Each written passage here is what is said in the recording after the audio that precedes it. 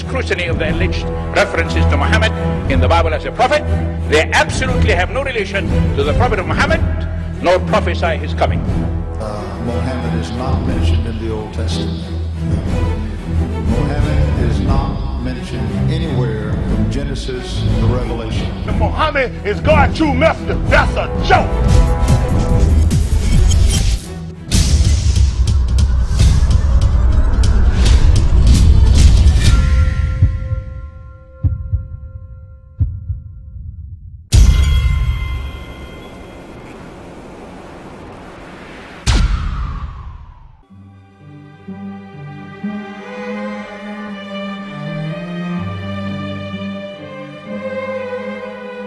Lo, we inspire thee as we inspired Noah and the prophets after him, as we inspired Abraham and Ishmael and Isaac and Jacob and the tribes, and Jesus and Job and Jonah and Aaron and Solomon, and as we imparted unto David the Psalms.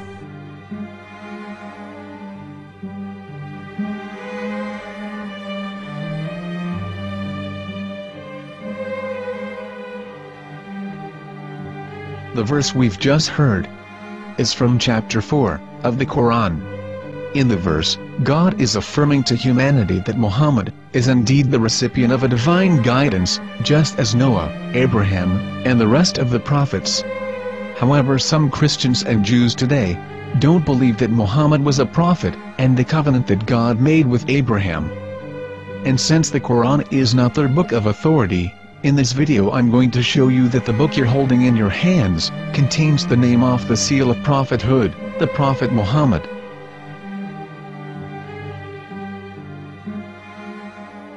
As known, the Old Testament was preserved in the Hebrew language.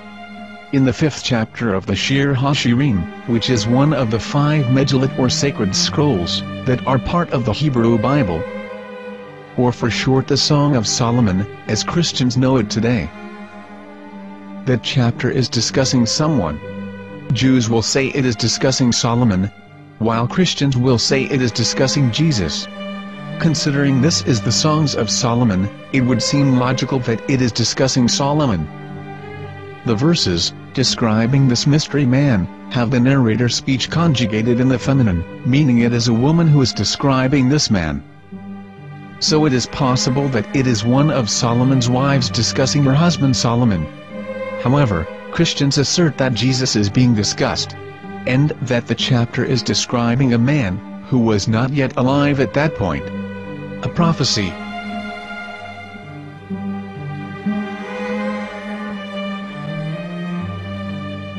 In reading the English translation of Song of Songs 5:16, it finishes the description by saying, "He is altogether lovely," but what most people don't know is that the name of that man was given in the original Megillat. Here is verse 16, and how it is written in ancient Hebrew, before introducing the vowels, in the 8th century. From the Hebrew Bible, on scripturetext.com. Here is the word in question. This word is made of 4 letters. Mem, Het, Mem, Dalet.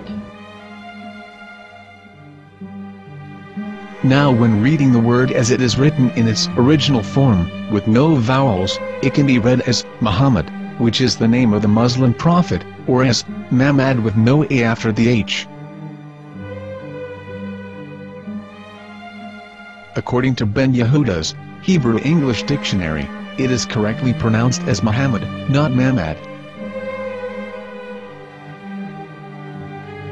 So how we're going to know for sure if it's pronounced as Muhammad, the Muslim prophet, or as Mamad, a random Hebrew word? The only way is to give the verse to a rabbi and say to him, "Please read."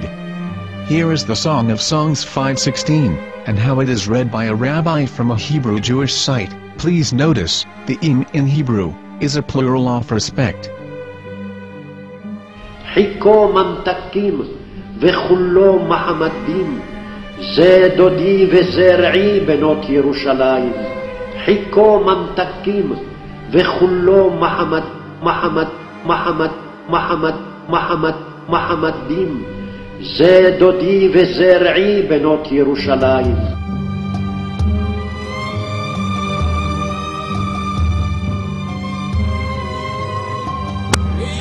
Coming out from the darkness, there are no other gods but God, and Muhammad is his messenger.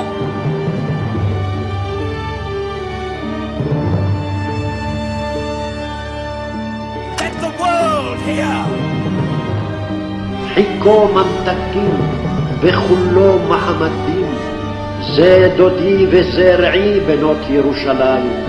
חיכו ממתקים וכולו מחמד, מחמד, מחמד, מחמד, מחמד, מחמדים, זה דודי וזרעי בנות ירושלים.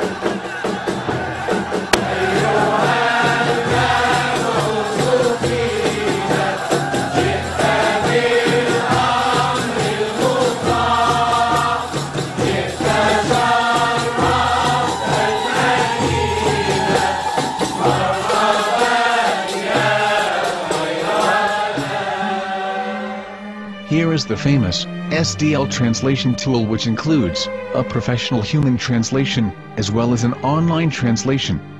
We're going to copy our Hebrew word of the Song of Songs, directly from the Jewish site. It's the same site, where you can hear the rabbi reading the verse in Hebrew. All links are in the description, so, we're going to copy the word and paste it, and ask, please translate. Are they going to translate the meaning of the name of that person? As the Bible translators did.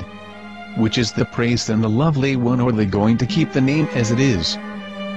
Well, see it yourself. Here is the World Lingo Translator. The result is the same. It's Muhammad. You have no right. You have no right to translate names of people.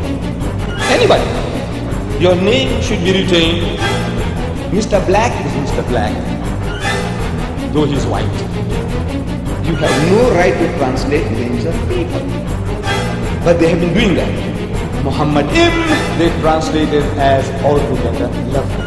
But the word Muhammad is there in the Hebrew language. The word Muhammad is there in the Hebrew language.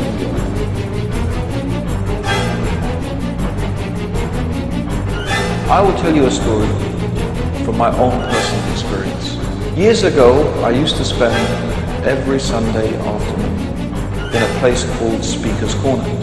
And in my years down there, I got to know a Jewish rabbi. He was a very nice man. He used to listen to me, and he was always very polite and talked about Islam in a very nice way. And one day during one of our conversations, after some years, I thought that it was about time I should invite him to Islam. So I said to him, you know, my friend, we have been talking now for many years, and even you have admitted to me that Muhammad is a prophet. So why then do you not embrace Islam? He said to me, we Jews, we never change our religion. I said, but half of the rabbis of Medina became Muslim. He said, that is true, but still, we Jews never change our religion. I thought, what can I say to him? He looked at me and said, listen to me, my friend. God sent to us a prophet Moses, and we didn't even listen to him. Do you think we're going to listen to another prophet after him? From another tribe? From another people? When he said that, I had nothing left to say. He knew that Muhammad was a prophet. In fact, another rabbi also came up to me and he said to me, we know Muhammad is a prophet, and he quoted to me a passage from the Bible.